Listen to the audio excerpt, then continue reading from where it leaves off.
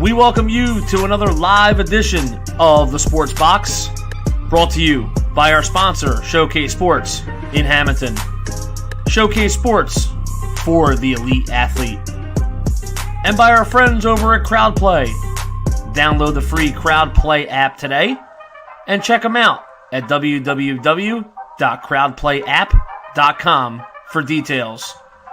Ladies and gentlemen, it's showtime.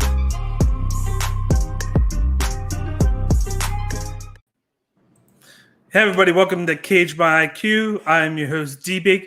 Joining with me is PFL light heavyweight contender Jordan Young. How's it going? Man, it could be much better on a day like today, but we're doing what we can. The theme of today is catching up with Jordan Young. If you guys know, I had talked to him a month and a half ago before he went into the bubble to get ready for his first fight for this season of PFL. But today we're going to catch up with him due to the fact that his opponent, or I should say his third opponent, withdrew from the fight. So he will not be fighting tonight, but he'll be collecting the 3 points for the fight. So he'll get to watch the fights tonight. How did it feel to get the call about you not fighting tonight? Man, the first time, so let's take it back just a step. So yesterday, I made weight. I was the first one on the scale. I made weight 205.8 pounds. I went, and after that, I drank my 2 recovery shakes. I started sipping some water. I had a nice breakfast. I was feeling really good. And I got a call around 11:30.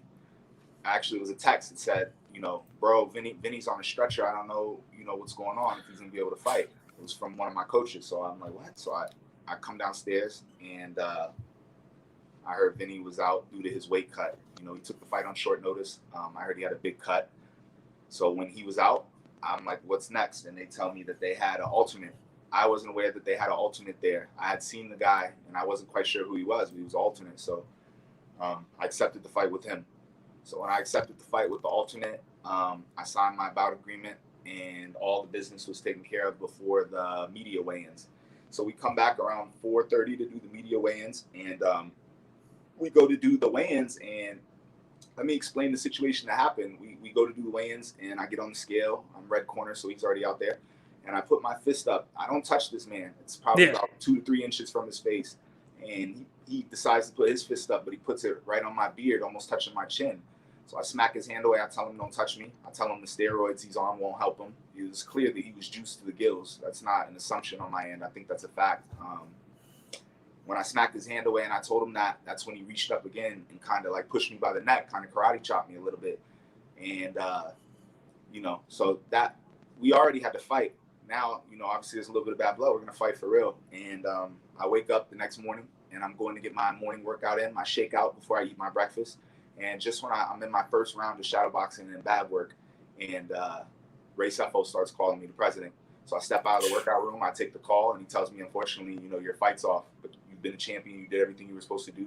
We're going to give you points, we're going to give you the walkover, and, you come back in June. So I feel that was the best thing they could do. They took care of me financially as well, and I think that was a great thing. I accepted many fights. I accepted Shamilio Rama. I accepted Vinny Magalish, and then I accepted somebody who doesn't even need to be named, you know what I mean? But it didn't feel good to get the call. I'm going to continue to get sharp. I know that. Yeah. Like when I looked at it, my buddy is actually chiming in right now. He was like, I'm bummed about the outcome, but happy you got those 3 points, one step closer towards that payday. He's the one who told me, because I was getting hyped for tonight. I was like, he's going to fight. I feel like with what happened yesterday, it was going to motivate you even more. Yeah. But then he tells me, the fight's canceled. I'm like, what happened? Because they didn't post it on Twitter right away. They posted on Instagram first. Yeah. And then waited like 30 minutes before they posted on Twitter. And I go look at it. I go see everything that happened. And I'm like, well, at least he got 3 points for it because he did what he had to do. He weighed in. He accepted 3 fights, essentially. Didn't matter who it was. You accepted it no matter what. And then you were ready to go. It's just that your opponent each time was what derailed the fight. every moment. So at least they did the right thing and they financially paid you for it, and then you got the 3 points. It sucks you couldn't get that fight in, but at least you're compensated for it. Yeah, it's been a long time since I fought, so that was unfortunate. But I feel like an unfortunate part of the situation is I think there's a misconception out there that the little slap of the arm down and then him pushing my neck is what's leading to the fight being off, and that has absolutely nothing to do with the fight being off. I was told he called the promotion in the middle of the night complaining about his hand, his right hand. He pushed me with his left hand. Yeah. So who knows what the situation is with this guy? He has 2 records online. One record says 6-9. The other record says 23-7. If you look at the records on there, like the people he's beating, they're all cans. Anybody he fought with a halfway decent record, he lost to. So I was 100% confident going into this fight, and especially after he pushed my neck, I was gonna deliver some super necessary shots. And then I looked at his background. I'm like, this guy's a heavyweight. He's listed as a heavyweight on the card, and I'm like, he must have done a lot of weight cutting that soon. But I guess if they had him as an alternate, they might have had him getting ready. So yeah, I thought that was something else. I looked at his Instagram today, and he's posted on his story. He said, unfortunately, he had to pull out due to injury, but then he posted videos of him signing the posters. That's very odd to me. You didn't show up to the event. You know what I mean? Why are you putting out this energy that like there was an unfortunate injury to you and you're not able to compete, when in all reality, you accepted the fight, you signed the contract, you went to the weigh-ins, you got in front of the camera, you physically touched me, and then you pulled out in the middle of the night with no reason, Yeah, and something I want to add, and this is, we just seen what happened with the Jeremy Stevens fight. When he pushed, Close, whatever his name is, Something with me, I got in a car accident 5 weeks ago. 5 weeks ago, I was in a car accident. I had whiplash. I took care of it. I have a great chiropractor, Harley Boschover, and a great physical therapist, Dr. Christiana Marin. And they helped me take care of my neck a couple of weeks before I came out to the bubble, and I've been fine. But I didn't appreciate the touch to the neck, and I think that that's something in this sport, like it's almost being like promoted as like, oh, it's spicy, but it's like, yeah, let's say he would have caused me a little damage in my neck. If I had to pull out of that fight because I wasn't feeling right, the media and the fans don't want to hear anything like that. You know what I mean? They say the fighter's scared and he's this and that, when in all reality, it's just something that shouldn't happen, in my opinion. Yeah, and then I think he was in the bubble maybe no more than 2 days or so. Like I didn't notice that Vinny backed out until yesterday, and then I noticed this guy comes in, and then that's when I noticed was the weigh-in, and then the confrontation, and I'm like, this guy's coming in right away hot. It looked like he was trash talking to you from the beginning, trying to get into you, and then you were just cool as a cucumber. And then that's when he did the whole fist to the face, and that's what set you off. I was going to ask you what set you off, and then, of course, you just said it was the fact that he put basically his hands on you, and that was kind of wrong of him for the fact that he's just coming in there. You've been ready to fight for 2 months, going through 3 different opponents, and he's just coming in on day one, already trying to cause a stir already. Energy as if, like, you know what I mean? He's an alternate. He should have came in there respectfully, and he should have played his part, especially with the energy he had as far as like not showing up to the fight. Inside, people know who they truly are and what their intentions are. And that man, he had no intentions of walking into the cage that night. You know what I mean? As an alternate, he actually was just going to get paid to make weight. And that was his plan all along. You know what I mean? He made weight, and he made his little money, and he went running. Yeah, I know it's not going to matter to you, but have you heard anything about if they're going to find a replacement for that spot for the next round, or have they said anything to you? No, I haven't asked about that. I'm curious myself. I'm going to go watch the fights tonight. I'm sure, we'll hear some things at the press conference. I'm sure the media has some questions as well. I know my flight is first thing in the morning, so I'm going to wake up. I'm going to go to the Philly airport. I'm going to fly back to South Florida. I'll be there by noon. And, I'm going to enjoy my weekend. Nothing to celebrate, but I'm going to enjoy my weekend. And Monday, I'll be back in American Top Team. And, I'm going to be preparing for my next challenge, which will be in 6 weeks from now, back here in Atlantic City. Just to veer off topic for a second, isn't your training partner fighting this Saturday? I believe it is. Yeah, I have Shoeface Carlos Jr. Carlos Zapato Jr. He's fighting tonight. He's in my division. He's a teammate. I have Gleason Tabao fighting tonight on the main card. He's a welterweight. Everybody knows Gleason. He's one of my teammates. This Saturday, I have Christoph Jocko. That was my main training partner for Shanilio Rama. And Christoph's a great guy. I'm looking forward to the fight with him and Strickland. I'm definitely going to be betting on that one.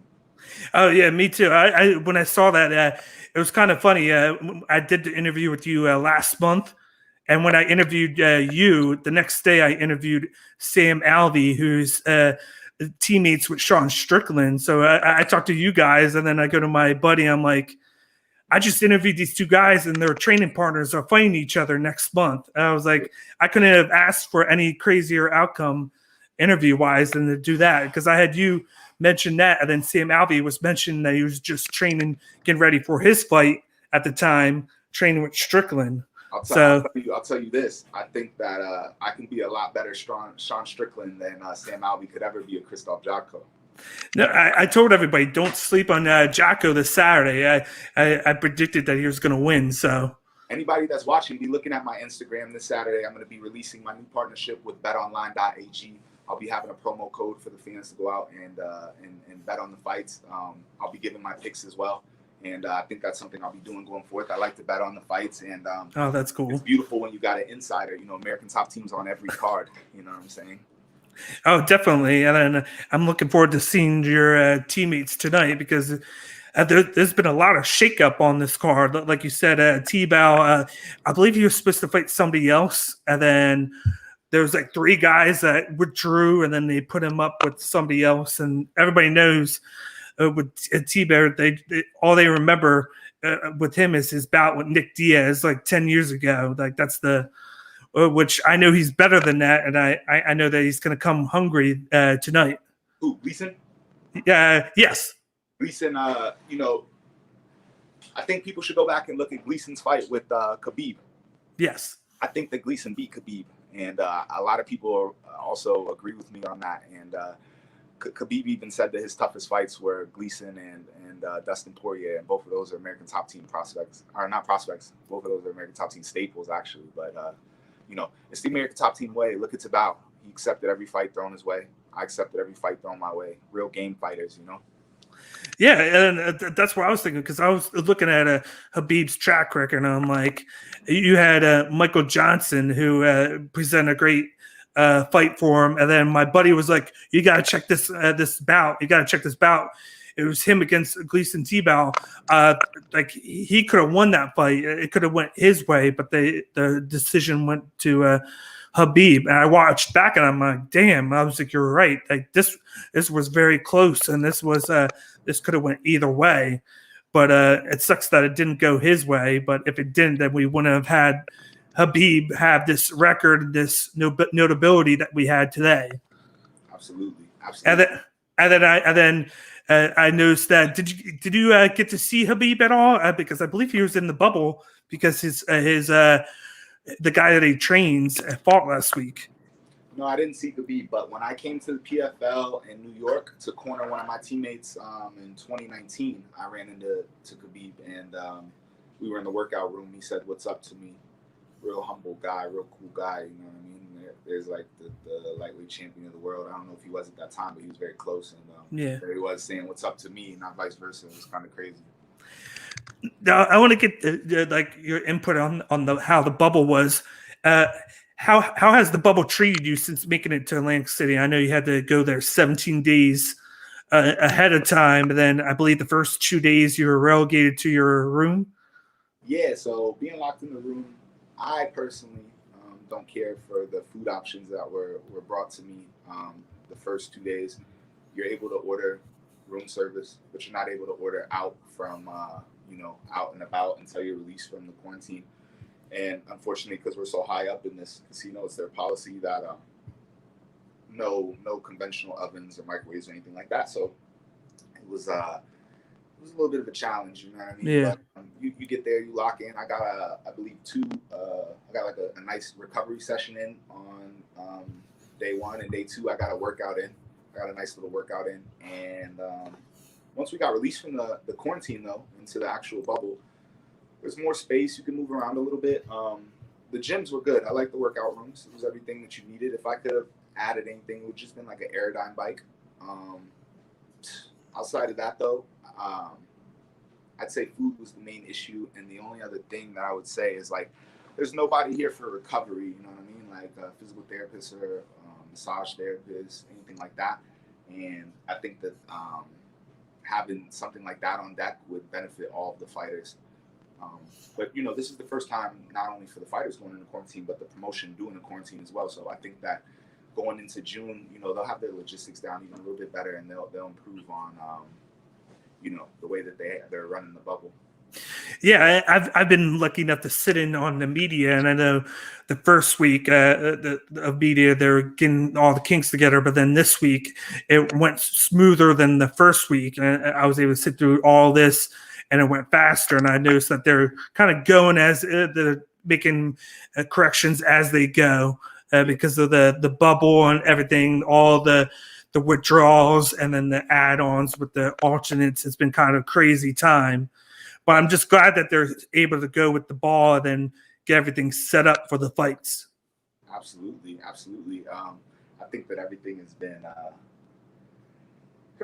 what it is. You know what I mean? Like I told you when we spoke the first time, if you make it like a negative situation, it'll be one. But if you just look at it as a business trip, then, you know, I think that you can take it with good spirits, and it'll be a positive situation. This is the first time that, like, you know, in real life, those last 2 weeks, you still have to do things, you know what I mean? You have to do your errands and your chores and take care of your dogs. And this is the first time that I was locked down with literally nothing to do but train and play video games, you know what I mean? I'm in my hotel room now. I was on this bed, or I was in this chair I'm sitting in now. Now, what video games have you been playing, and what have you been watching in the time that you've had to kill? Yeah, so Call of Duty Warzone, that's my game, you know what I mean? I'm heavy on the Call of Duty Warzone. And as far as watching, I finished Snowfall. Snowfall had its season finale for season 4, I believe.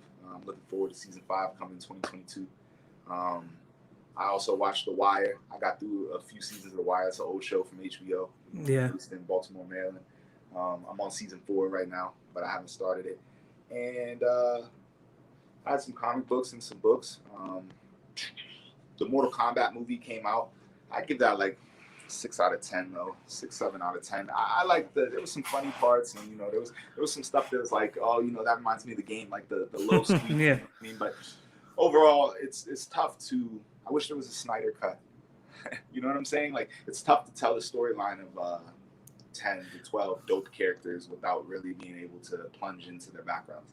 Yeah, what I think people didn't realize, I think they could have explained it more, was they followed the kind of the storyline from the animated movie last year with Scorpion, the Scorpion's Revenge movie. They kind of went along that line with the tournament instead of the regular format that they do, where Liu Kang is like the main character. This one, champion. Yeah. Whereas this one, he was more of like a side character, and then they focused on Scorpion, and then the new characters supposedly like his like great grandson or something like that. I didn't get this little twist and plot. He even got his ass beaten in an MMA fight. Yeah. I was like, Jesus.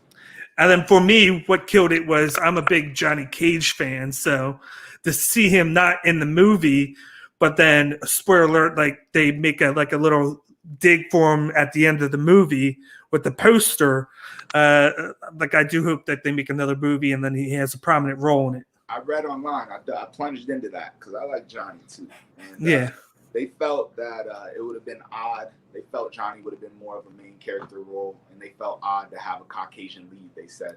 Now, I didn't buy that because the lead they had was kind of Caucasian as well, but it is what it is. They said that Johnny Cage was going to be a main character in the second movie. I think he's going to be one of the forefront guys, and, you know, they're doing great numbers on HBO Max, so I think they will get their second movie, you know? Yeah. Now, how has your schedule been like since you got there? Do you have like a set schedule to train? Do you do media all the time? And then do you have a set thing for downtime? I knocked out some media, mostly on the PFL schedule. They tell me you got this or that, and I'll knock it out. So they text me, you got an interview tonight. I'd set up my little setup and do the interview. But the first week, it was a little more strict for me as far as my routine. You know what I mean? I'd wake up, I'd go work out.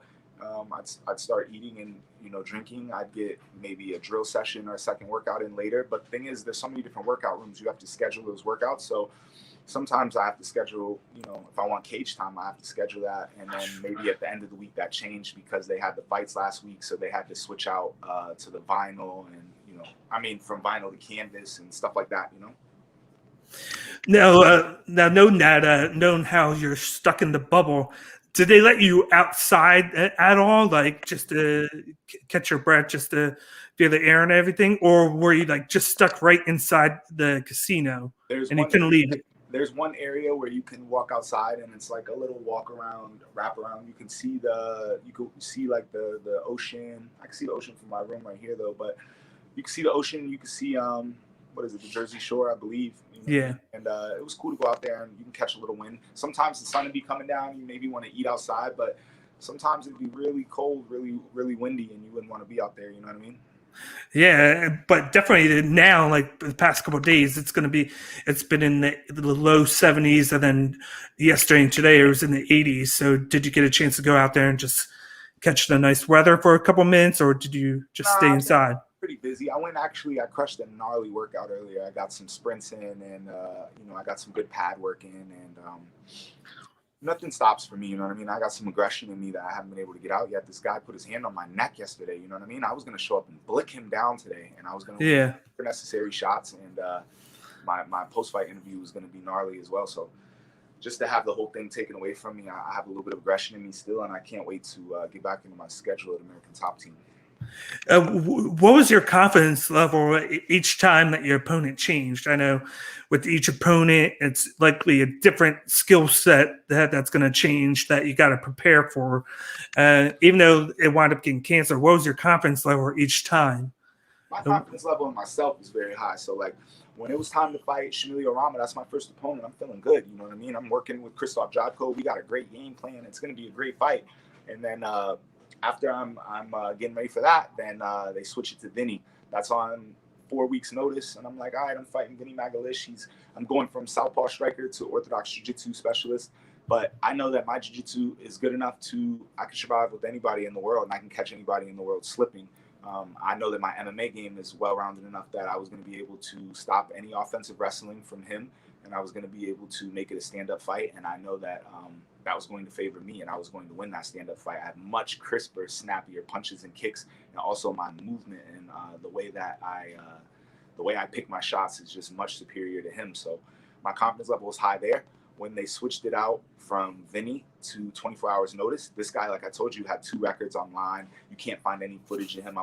So at first, I'm sitting here like the confidence level was always high. I'm going to take the fight. That's not a question. But I'm like, man, I don't know what to expect. It's going to just be a fucking bar fight. If somebody tests you in the club, you can't Google them and check their stats. You just got to fight, right? So I was like, we're going to show up and fight, and that's what's going to be. Later in the night, after weigh-ins, I was able to find one video of him. I was able to find a video from a Titan FC fight in Florida where he lost to Christian Torres, who's a good fighter. I know some training partners who train with Christian Torres. Christian Torres at the time had a 14-10 record. Christian Torres is 6 foot tall. He's fought at middleweight, light heavyweight, and heavyweight. Christian Torres stood in front of that man, used good head movement, and he took him down once. He popped up, he took him down twice, and he punched him from in the guard, and this guy tapped. You know what I'm saying? So once I saw that, then I understood what the rest of everything else was. You know what I mean? This guy is a steroid-using poser who wants to come off as what everybody else in the bubble is. You know what I mean? Also, something I want to note on, all the other opponents in my division, they're all killers, right? We've been moving around this hotel and passing by each other. There's been no hostility or weird energy. Everybody's professional and understands that, like, it's going to happen. You know what I mean? There's no need to have hostility towards somebody when you guys are going to see each other every day, and you guys are it's going to happen. You're going to fight. That was what I was going to ask next, is if you've seen anybody around the casino, and then how was it? Because I know going into last week's card, they interviewed Clay Card on Anthony Pettis, and you were saying how Anthony Pettis was walking around like he owned the place, and it gave him extra confidence going into the octagon, and then he put on a crazy performance and just basically dominated Showtime Pettis and got the victory. Did you see any of that where you saw like any craziness or catch any of it? Or what? Craziness. Showtime Pettis is a star. He's been on the Wheaties box. He's been lightweight champion of the world. He definitely walked around with the energy and the aura that, he was the man, but more power to him. I think that's the energy everybody should have, you know what I mean? Like, I didn't sense any, like, over arrogance from him or anything. I think he was just confident in who he is, and he was confident with the relationship he had with the PFL. I mean, if you look at that whole fight week, it was about Anthony Pettis. They introduced Wiz Khalifa being a part of the promotion with Anthony and things like that, and I think they did a great job promoting him. And at the end of the day, the bubble energy was good. There was no real hostility. Nothing crazy happened. There was no scuffles or just no bullshit really. It was all business, and the only bullshit that happened was the couple pullouts that happened last minute. Yeah. We got a comment real quick from Cage Talk with Alex. That beard game is on point. Shit. He liked your beard. He commented on that earlier too. But going off of the thing last week, did it motivate you to train harder, knowing that last week there was 3 upsets on the main card out of the 4 fights? I think the only favorite to win was the Mavlik guy that's trained by Habib. Yeah, for sure. So that was good to see. You know what I mean? I think that a lot of these guys have been in the PFL in my division, and the guys who haven't have more fights than me and have been in bigger organizations like the UFC. So I was most likely going to beat an underdog. So it was just more so motivating. I was already training hard. I was already very on point. Me and Vinny, though, I saw the odds. We were even. We were like an even 130. So yeah. That showed me that they know everything he's capable of, and it's a wild card. If he can do his jiu-jitsu game, then he's most likely going to have a better chance of winning, right? But with me, they don't know exactly what I'm capable of. So being even with him, I didn't mind it. I think that was going to be the fight to propel me. Yeah, which it sucks that the fight didn't happen, because I was getting hyped for it, and then he put out a positive energy. Like, even though you guys were fighting each other, he wasn't doing it like your past guy who just withdrew. He was a little bit cocky, whereas Vinny was like, I'm confident in myself, but this is going to be a good matchup. Like, I'm confident in my game. Jordan's confident in his game. Did that suck for you that it didn't get to happen? He's a UFC veteran, and his skill set was going to allow me to show a different one of my skill sets. Everyone's seen me submit people. Everyone's seen me get them out of there in the first round with choke. So to be able to show a striking game was something that I was looking forward to, and it did suck, but at the same time, I think it sucks worse for him. Yep. Now, have they told you yet when they will let you know who your next opponent's going to be? Is there through tonight's fights before they do anything like that? But at this point, it's been a wild ride. I think they're going to allow me a few days to rest. No need to give me a 4th name. And then my next one connected to that was: is there anybody in the division that you're looking forward to facing? I'm looking forward to watching the fights tonight. Let's see what's what. Maybe something will interest me and make me want to put in a workout when I get off the plane tomorrow. Now, speaking of that, I got the schedule right here. Is there anything that looks out to you that just pops up and screams fight of the night, since you're not going to be on? Sorry about that, sir. I'm getting a call. Upset, you're asking me? Yeah. Upset. I think that Rory McDonald's a very solid fighter. Curtis Millender, my head coach is Thiago Alves, one of my head coaches. Thiago Alves and Conan Severia, obviously, but Curtis Millender had a great performance against Thiago, and after that performance, I had a respect for Curtis. You know what I mean? I'm looking forward to that fight. I'm not going to say it's going to be an upset, but I'm not counting Curtis out of that one. Who else is the underdog on this bad boy? Let's see. Ray Cooper's the favorite to Jason Pune. I believe watch Sortie and Kamosi. Kamosi's an underdog to Sortie. Kamosi's been in a lot of tough fights and a lot of stand-up wars. So that fight, that's a toss-up. How do you feel about the Tom Lawler Antonio Carlos Jr. matchup? I know you have close ties with that. How do you feel about how that's going to go? I think that's going to be two UFC veterans battling out. I think that Tom Lawler has a gritty style, but Shoeface is longer, and he has the better grappling game, in my opinion. So it's either going to come down to the stand-up, or, we'll see. I don't really see these guys fighting for 15 minutes without going on the ground. And if they go on the ground, I know Shoeface will get the job done. Most definitely. Does it suck for you knowing that on the main card that there's only one light heavyweight matchup and the rest are welterweight? Do you feel like the light heavyweight should have had more focus on them than the welterweight, or do you think that it's probably because of the names in that division? I think that there's still time to tell. If we come back out here in June and it's still welterweight dominated, then maybe, you know what I mean? But maybe we come back out here next time and it's a light heavyweight main event. You never know, right? Yep. And I definitely agree with you on the Curtis Millender the pick, because I feel like he came into the media, he came in as a replacement, but he came in with a positive energy, like he was like he's going to win. And then I felt like Roy McDonald came in kind of like, not like bored, but he didn't come in with that confidence. It just came in. He didn't come in like he wanted to be there.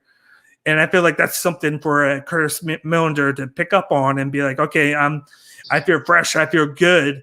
I feel like I can take this. Maybe he's a little bit scared with how he acted in the media day. 100%. Rory's been around for so long. It's probably just another fight, another day in the office for him. I think that'll be an entertaining main event, though, most definitely. Now, one of my last questions, I know you got to get ready for the card, and since you're going to be able to watch and kind of scout your competition per se. So if one thing, that benefits from this, you get to watch them. But how do you think this layoff will affect you going into June? Because now, instead of having this belt on hand, and you sat through the whole quarantine to game plan for a fight, and then you didn't get to fight it, now you got another month and a half to wait until your next bout. How do you think the layoff's going to affect you? I don't know. I might have to kick out some money and get some tough sparring in. I might have to get a fight in when I get home. You know what I'm saying? I might have to go in the gym with some little gloves and bang it out or something. I don't know. As far as these guys, they're getting fights in right now, so this is good for them. But maybe they can take injuries. They can get banged up. It might not be the best thing. Now, knowing that you're going to have to wait, are you going to take, when you get home tomorrow, are you going to take a few days off, or are you going to go get right back to training? Friday night, Saturday, Sunday. I'll be back in the gym on Monday, though. Okay, that's good. And then with training, are you going to just train the same way that you usually do until you know who your opponent is, or does it not change anything training-wise? I'm going to keep a good pace, you know what I mean? I want to keep working on my conditioning. I want to work on my strength some more. And, of course, the technique is always going to be worked on. So I'm just going to keep a good balance and work on everything, keep a full schedule as if I'm in camp, And then one of the last questions, how do you handle a fight if you got to go into, say, you make the playoffs or your next matchups against one of your fellow friends that is on the card? Hopefully that doesn't happen. Hopefully, there's a lot of people in this tournament. Hopefully I get somebody that I don't have any connection to, you know what I mean? There's only one guy in my division I have connection to. So if there's 9 guys in the division now, that means that besides me and him, there's a solid 6 other that I'll have no problem throwing hands with, Yep. And then the last question, how have you enjoyed your time in Atlantic City? Because I know you're so used to Florida and the weather there. How different of a shock was it for you? I didn't get to really experience the weather here or anything too much. I don't know what New Jersey's like yet. So maybe when I get through my next fight, maybe I'll have to delay my flight a couple days and check Jersey out, head up to New York or something. But who knows what's going on? You know what I mean? It might be locked down. Hopefully things start getting lifted, yeah? How would it feel to you if they lifted the bubble and allowed fans to watch you guys? I'm going to watch tonight and see what the energy's like in there with no fans. Of course, it's always great to have fans. I think that not having quarantine for so long would be great because you could have your coaches with you and you can continue your training camp how you normally would finish it. You know what I mean? Yeah, I definitely agree because getting to see the fans in the UFC this past week was electric because we haven't been able to see that in a year. And I definitely feel like we're heading in the right direction with that. So maybe in June or July, if up here in New Jersey, if it keeps going the way it is, maybe we'll be able to have fans back. Absolutely. I'm looking forward to it. Me too. But I thank you for coming on today. I know you have a rough schedule, but with the cancellation, and then that gave you the extra time to kind of relax, because even though you didn't fight, at least you got those 3 points. So I want to thank you for giving 30 minutes of your time to be, and then I'll definitely root for you for the rest of the tournament, and then let my friends here in New Jersey know that you're the guy to pick. My man, I appreciate it. And hopefully you guys can make some bets on me and make a little bit of money. So be checking my Instagram for my new partnership with betonline.ag this Saturday. I'll be revealing my picks, and I'll be dropping a little promo code for the fans. So once again, I appreciate you having me on, and I'll talk to you soon, brother. It sounds good. I will talk to you later. Once again, that was PFL light heavyweight contender Jordan Young. He picked up the 3 points because his opponent withdrew from the bout, which sucks, but he'll be looking to watch the fights tonight, scouting his next upcoming opponent, which you'll find out next week. So tune in at 9 o'clock tonight for the main card of PFL Week 2, and keep track each week of the PFL season, and then watch for him in June when he gets his second fight. And let's hope that nothing bad happens to that, and then he can pick up the victory there and then move on to the playoffs. But once again, I am your host, D-Bake. We are Cage by IQ. We're affiliated with the Sports Box. Check us out on the Sports Box tonight at 8 o'clock as we cover the NFL draft. We will go through each pick. We'll have almost all of the staff on the Sports Box on there, giving our input of each pick and what we think should happen next. We'll also be on tomorrow covering the second and third round. So check us out on Facebook, on YouTube, and on Twitter at the Sports Box Show.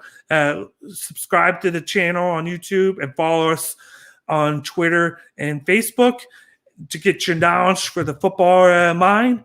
And then once again, I am your host, Cage by IQ, D-Bake. You can follow Cage by IQ on Twitter, Instagram, YouTube, and Twitch, the best place for MMA content. Don't forget to subscribe to the YouTube channel so you don't miss any of the content that I put out constantly, whether it's interviews or previews or recaps.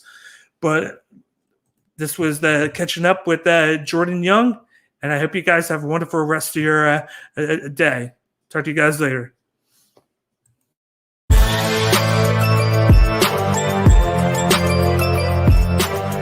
Thank you for watching this episode of Cage My IQ on the Sports Box. Please remember to follow us on all of our social media outlets. On Facebook at Sportsbox Show, Twitter at Sportsbox Show, Instagram at The Sportsbox Show. Find us on YouTube and join Outside the Box, our Facebook sports discussion group. The Sports Box is brought to you by our sponsor, Showcase Sports in Hamilton. Showcase Sports for the elite athlete. And also our friends over at CrowdPlay. Download the free CrowdPlay app today and use promo code THEBOX at sign up for 10 free points. Thank you for joining us.